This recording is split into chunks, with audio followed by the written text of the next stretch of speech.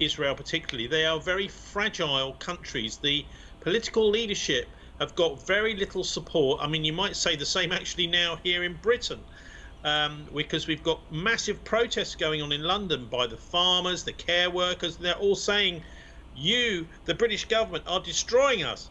And so you have a fragile, it's like a kind of glass. It's so an ice glass peak at the very top of the political leadership.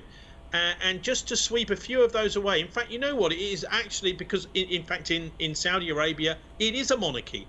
It's like a monarchy. It's very similar because there isn't really democratic support amongst the people for the leadership. So I don't think if, for example, the cabinet in Israel disappeared tomorrow, I think they would be very hard pressed to find people who would.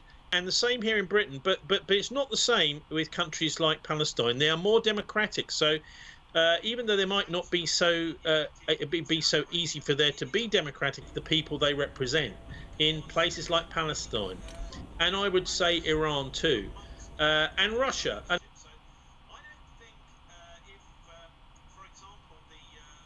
And another good example of place. So that's the difference. Difference to me is that the Israeli governments are completely different. They don't represent their people. So what we've seen recently is the Israelis blocking this prisoner exchange. Hamas are quite right. The Israelis were coming up with all sorts of excuses why they didn't want to actually keep to the agreement. And what they're trying to do is to roll it over. So, in other words, to halt the release of Palestinian hostages, if you want to call them that, 200 or so being released at a time, and wait until more of the Israelis, even bodies, are released by Hamas.